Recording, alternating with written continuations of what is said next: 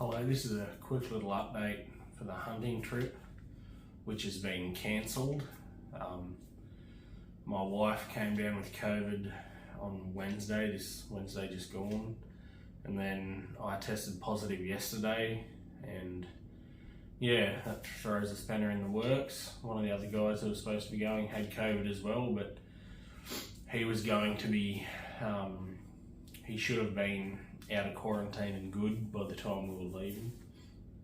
But with me getting it yesterday and then being much worse today, even if I was fine for the next 7 days, basically I have to quarantine until almost the date that we were supposed to be coming back from the trip. So yeah, that throws a spanner in the works and makes everything a bit more difficult. So yeah, I've just been at home, transcoding old master video files into a much smaller file size, saving some storage space on the hard drive on the computer. But yeah, no trip due to COVID, me catching COVID. I was the nail in the coffin for the trip when I got it. We couldn't, even if I hadn't become sick, we couldn't have gone and risked me getting sick out there, because then we would have had to isolate out there with no extra food or any other provisions to stay out there for another 7 days minimum for me to isolate out there. So yeah, that made it a bit harder as well. But yeah, no hunting trip.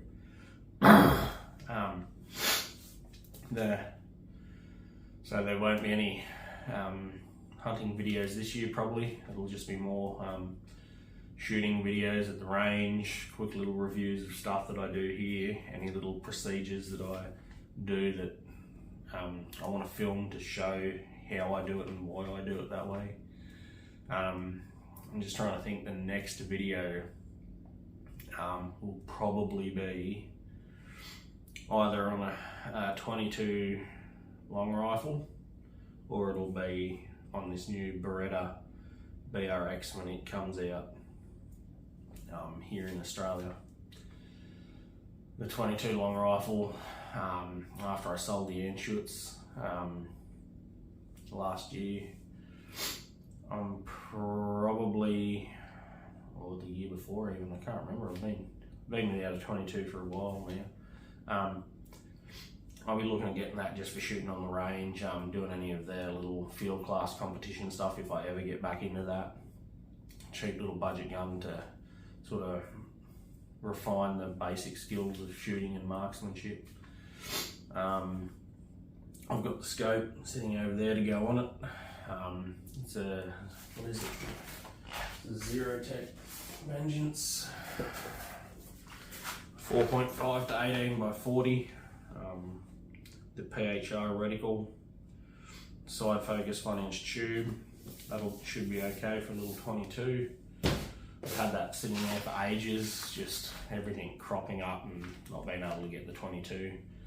I've also put my 45-70 up for sale, and didn't want to, but I'm going to use that money from that sale when it sells to fund the purchase of the Beretta BRX1. I'd really like one in 308, but just like everyone else, ammo availability is the big issue now. I was talking to the gun shop when I took the 45-70 up to put it up for sale, and he was saying, like, with his discussions with reps from companies, ammo companies, he said primers, particularly primer shortage here in Australia. Basically, we've run out. There's not going to be any more. That he's told me anyway, and I've heard this from other sources as well. There's basically going to be no supply of primers for reloading components to reloaders for at least 2 years, they reckon. All primer manufacturing is going straight into factory loaded ammunition at this point forward. So that makes it hard. So whatever you get from now on, you should, no matter what country you're in, stick with a caliber and cartridge that you can get a wide variety of factory ammunition for. So I'm going to be sticking with 308 with this Beretta. Pretty sure they only do it in 6.5 Creedmoor, 308, 30-06 and 300 Win Mag. I hope in the future, which I believe they've said they're going to do, they're going to expand out the model range of the rifles they're offering. So the one they've announced so far is the synthetic stock barrel, and I think there's 3 different options for scope mounts. I think it was a ticker rail, a weaver rail, or maybe I think it was a pick rail. I can't remember what the last one was. It might have been a Blaser saddle mount. Same on the Morza, Sauer and Blaser share on their high-end rifles. But yeah, I hope they expand out into more calibers, and I know they've got plans for expanding out into different models with higher grade wooden stocks and stuff like that. They've already announced that. Whether they get to that anytime soon with production and supply chain issues in the world the way it is, that'll be another thing to see if they actually get to do it anytime soon. Because I believe the rifle was already supposed to be released, but there was some type of problem with it, and they had to go back to the drawing board and re-engineer, I don't know if it was a specific part of the gun or something, to solve that issue, which I believe they've done. It's just, yeah, they're getting manufacturing back up to get that going now. But that'll be good, because I've always wanted a straight pull, but just can't justify the cost of a Blaser R8. The Blaser, I believe their trigger system would be better. The one thing I want to do with the Beretta before I put money down on one is have a go of one in a shop just to test the trigger out, because their trigger in the Beretta is a hammer trigger, I believe. It's some variation of a hammer trigger. So I want to have a go of that just to make sure it's not something funky that I won't like. Because I want to condense down. What I'll do is I'll end up condensing down to that one rifle, and because they're offering, same as the Blaser, bolt heads, magazines and barrels to suit pretty much every caliber that they have in their range, or they're going to produce in their range, I'll just end up doing that. Barrels for different calibers that I want, magazines, bolt faces, etc. When it does come out, I'm probably going to sell the Mauser M18 to help fund that as well. I've kept the scope off the 4570, and I'll probably, when I sell the Morza, I'll keep the scope off that as well, and that scope will actually go on the Beretta rifle. So yeah, that's a quick little update.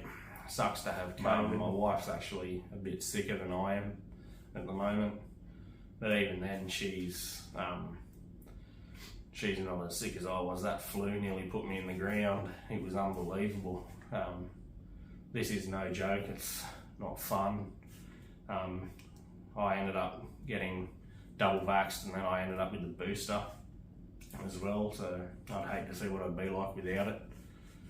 But yeah, anyway, take care, and like I said, unfortunately no hunting trip this year, or not planned yet anyway, after this.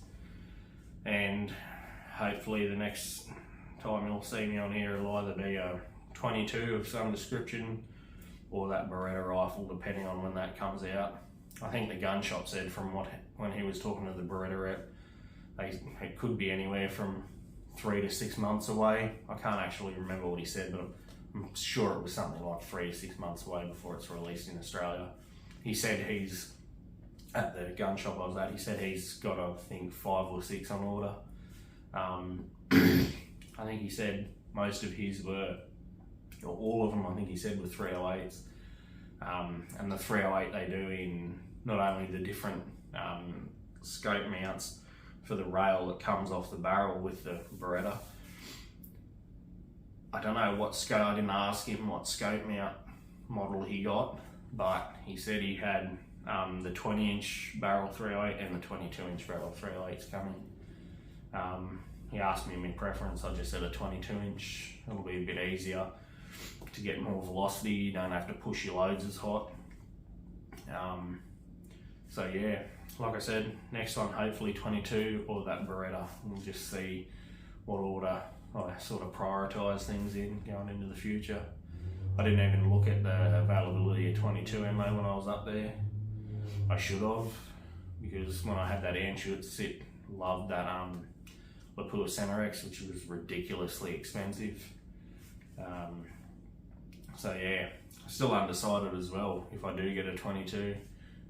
Still can't decide between a CZ Varmint or either CZ Varmint or the CZ MTR, I think it's called, or the Ticker T1X. Probably go with the Ticker. There's lots of aftermarket parts, bolt handles, pick rails for them, manufactured locally here in Australia as well, so easier to get, reduces supply chain issues. That's the other thing. Everything I'm trying to do at the moment is switch over to Australian made projectiles if I can get them. Well, I know I can get them, they're just expensive. Outer edge projectiles do monolithic copper projectiles. They're apparently pretty good for hunting. They're similar price to Barnes, which I've always shied away from due to just cost issues, which as well, you don't usually need projectiles of that type hunting the sort of stuff that I hunt. It's good to have those, especially at 2506, those 100 grain bow tail soft points are just a bit too fragile and fragmenting in my opinion. I'd like something a bit tougher, which is why I might switch to the 80 grain in them and just stick with either just a standard 150 cupping core in the 308. When I get that, I did manage to secure some 150 grain spear. I think they're a hot core. I'm not sure what they are. I think they're just a standard hot core. But yeah, they should do the job pretty good. Even if they're a softer projectile, once you get up to sort of 150 grains, there's enough weight there that even if it does fragment and explode a bit too quickly, there's enough weight that you'll still get decent penetration on something like a pig. So anyway, hopefully I'll see you soon in the next one, and touch wood that I get better soon, because this sucks. Okay guys, have a good one.